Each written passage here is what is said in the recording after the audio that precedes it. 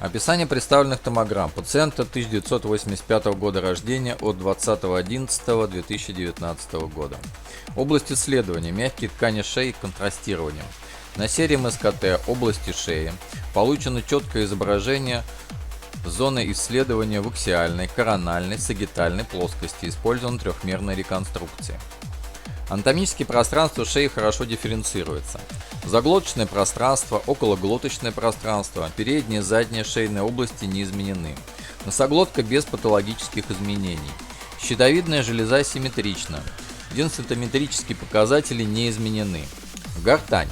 Обращает на себя внимание деформация, уменьшение объема левого грушевидного синуса за счет мягкотканного включения размером 11 на 10 на 8 мм.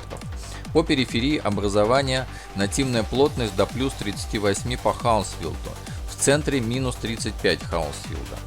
Артериальная плотность до плюс 75 по Хаунсфилду по периферии, в центре до плюс 10 по Хаунсфилду. Венозная плотность до 85 Хаунсфилда и плюс 15 Хаунсфилда соответственно. Трахея без особенностей. Подъязычная кость структурна. Контуры голосовых связок четкие, ровные. Структура и размеры околоушных слюнных желез не изменены. Контуры их четкие. Данных за СКБ не получено. Сосуды шеи без видимой патологии. Определяются множественные лимфоузлы с обеих сторон размером до 10 на 8 мм. Костно-деструктивных и свежих костно-травматических изменений не выявлено. Обращает на себя внимание атлантоаксиальная симметрия. Справа суставная щель 2 мм, слева до 7 мм. КТ признаки умеренно выраженных дегенеративно-дистрофических изменений шейного отдела позвоночника. Заключение. КТ картина образования левого грушевидного синуса. Менее вероятен абсцесс. На фоне лимфаденопатии шеи. Рекомендована консультация лор-врача-онколога. Врач-рентгенолог, кандидат медицинских наук М.А. Котов, заведующий центром КТ и МРТ клиники Медиус, ассистент кафедры лучевой диагностики СЗГМУ имени И.И. Мечникова. Комментарий врача-рентгенолога. Добрый день. Ситуация у вас не совсем ясная. Гортань – сложная область для КТ. Многие вещи куда лучше видны на МРТ. В целом, в левом грушевидном синусе у вас есть патологическое тканное включение, которое активно копит контраст.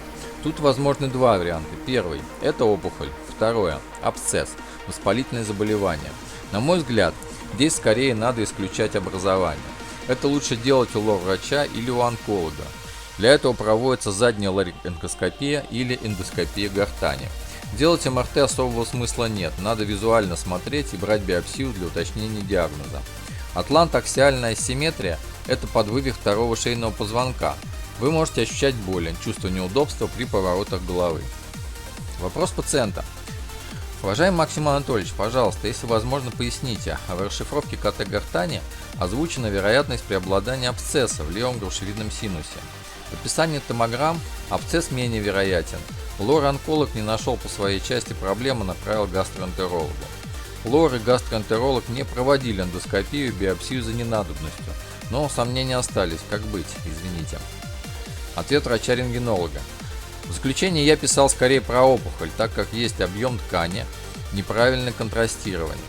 На мой взгляд, тут все же нужна эндоскопия и биопсия по необходимости. Без этого все остальное пустое гадание.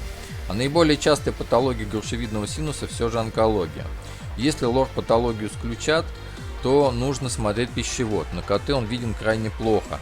Это тоже делается с помощью эндоскопии, ХДС.